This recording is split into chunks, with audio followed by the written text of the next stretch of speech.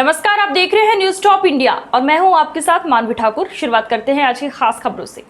बिहार की राजधानी पटना में पुलिस ने देश विरोधी गतिविधियों का खुलासा किया। फुलवारी शरीफ में पॉपुलर फ्रंट ऑफ इंडिया और social democratic party of India की आड़ में आतंकी फैक्ट्री चल रही थी।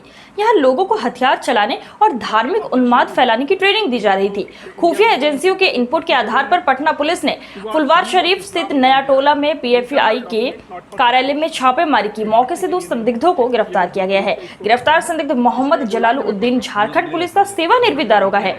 उसके साथ अतहर परवेज नाम के शख्स को भी गिरफ्तार किया गया है। कार्यालय की तलाशी में बड़े पैमाने पर आपत्तिजनक सामान भी बरामद हुआ है। इसमें पीएफआई के मिशन 2047 से जुड़े गोपनीय दस्तावेज भी हैं। फुलवार शरीफ के एएसपी मनीष कुमार ने प्रेस कॉन्फ्रेंस में बताया, नयाटोला के अहमद पैलेस में कुछ लोगों के देश विरोधी साजिश में शामिल होने की खुफिया जानकारी मिली थी। पिछले 2 माह से वहां संदिग्ध गतिविधियां जारी थी। दूसरे राज्यों से भी लोगों का वहां आना जाना था। सूचना की कई एंगल से जांच की गई तो मामला सही पाया गया। इसके बाद नयाटोला नहर पर स्थित अहमद पैलेस में 11 जुलाई की रात छापेमारी की गई। वहां से मकान मालिक मोहम्मद जलालुद्दीन और अतहर परवेज को गिरफ्तार किया गया। बहुत ही ऑब्जेक्शनेबल है इनका जो ये इंडिया विजन 2047 है towards rule of Islam in India, internal document not for circulation, ये बांटने के लिए नहीं है। ये लोग गुप्त रूप से इसको करते हैं। इसमें जो लाइन मैं पढ़ रहा हूँ हम लोग को मिलेगा सर, ये बढ़िया ना भाई। Popular front of India is confident that even if 10% of the total Muslim population rally behind it, अगर पूरी मुस्लिम जनसंख्या का 10% भी पीएफआई के साथ आ जाता है, PFI would subjugate the coward majority community. उसके बाद पीएफआई जो बहुसंख्यक कमजोर और डरपोक समुदाय है उसको उनके घुटने पे लाएगी and bring back the glory, और इनको इस्लाम में दाखिल कराए।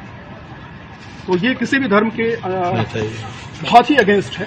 इसकी जितनी भी भर्त्सना एक सामान्य व्यक्ति करे वो बहुत ही कम है। अगेन जो दूसरे देशों से इन्होंने मदद मांगी है, in the scenario of full fledge showdown with the state, इसका मतलब होता है राज्य के विरुद्ध पूरी तरह से लड़ाई के समय, apart from relying on our trained PE cadres, हम अपने पीई कैडर्स के अतिरिक्त we would need help from friendly Islamic countries. हम इस्लामिक कंट्रियों से मदद चाहते हैं। In the last few years PFI has developed friendly relationship with Turkey, a flag bearer of Islam. पिछले कुछ सालों में टर्की से पीएफआई ने रिश्ता बनाया है। तो ये इसके अलावा पूरे 8 पन्ने का ये डॉक्यूमेंट से तलाशी में पीएफआई के मिशन 2047 के गोपनीय दस्तावेज के साथ झंडा, पंफलेट, बुकलेट और अन्य सामान बरामद हुआ। मिशन 2047 को भारत को इस्लामिक राष्ट्र बनाने के लिए मुहिम चलाने से संबंधित दस्तावेज बताया गया है। इसके तहत 2 समुदायों के बीच विद्वेष फैलाने, राष्ट्र के विरुद्ध दूसरे देशों में मदद का आह्वान किया जाना था। एएसपी ने बताया कि पीएफआई के कार्यालय में देश विरोधी एजेंट पर बैठक होती थी और उसमें रणनीति बनाई जाती थी। इन बैठकों में मोहम्मद जलालुद्दीन और अतहर परवेज भी शामिल रहते थे। इसमें लोगों के दिमाग में देश विरोधी बातें भरी जाती थी। गत 6-7 जुलाई को प्रशिक्षण के लिए बड़ी संख्या में लोगों को बुलाया गया।